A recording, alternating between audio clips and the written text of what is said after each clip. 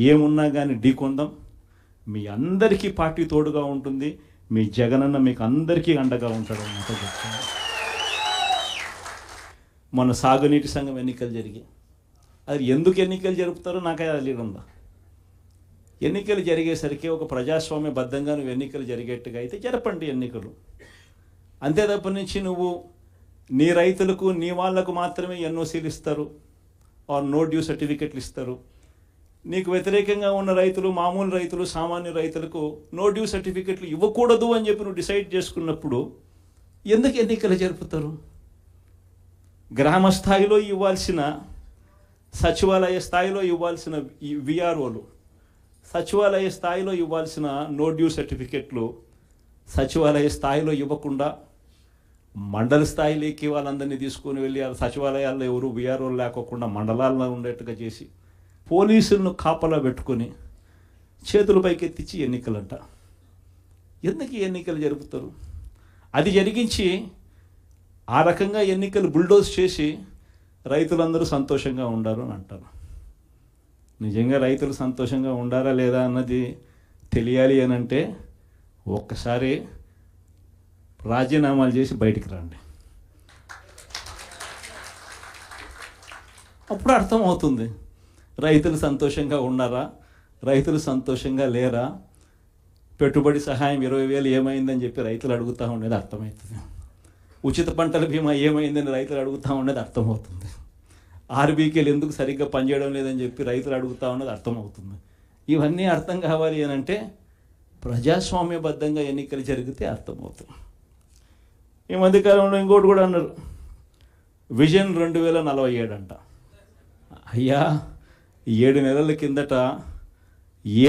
కిందట ఊదరగొట్టి నువ్వు, నీ ఎల్లో మీడియా, మీ ఈనాడు, మీ ఆంధ్రజ్యోతి, మీ TV5 మీరంతా ఊదరగొట్టి మేనిఫెస్టో ఇచ్చినారు.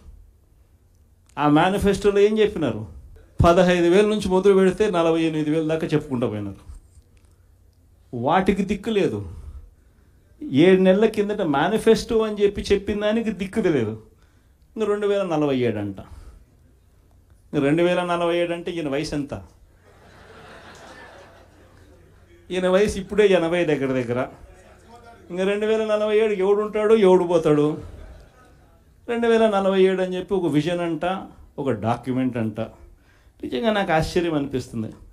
అసలు విజన్ అంటే ఏమిటి? విజన్ అంటే ఏమిటి?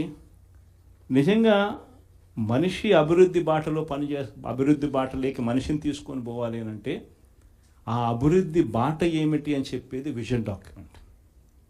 నిజంగా ఒక మనిషిని 20 ఏళ్ళ తర్వాత ప్రపంచం ఎలా ఉంటుంది, ఆ 20 ఏళ్ళల్లో తర్వాత ఈరోజు చిన్నపిల్లాడిగా ఉన్న పిల్లాడు 20 ఏళ్ళ తర్వాత ఆ పిల్లాడు ఎలా ఉంటాడు, ఆ పిల్లోని భవిష్యత్తు ఏమిటి, ఆ పిల్లోని కోసం మనం ఈరోజు వేసే అడుగులు కరెక్ట్గా వేస్తూ ఉన్నామా లేదా అన్నది విజన్.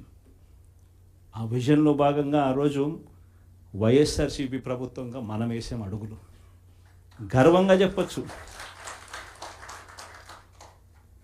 రాష్ట్రంలో ఎవరు ఊహించని విధంగా, దేశంలో ఎప్పుడు జరగని విధంగా మొట్టమొదటిసారిగా గవర్నమెంట్ బడులన్నీ ఇంగ్లీష్ మీడియం కింద మార్చిన చరిత్ర ఎప్పుడైనా ఉంది అని అంటే అది వైఎస్ఆర్సీపీ ప్రభుత్వం. మొట్టమొదటిసారిగా గవర్నమెంట్ బడులలో ఇంతకుముందు ఎప్పుడు ఊహకు కూడా అద్దేటివి కాదు.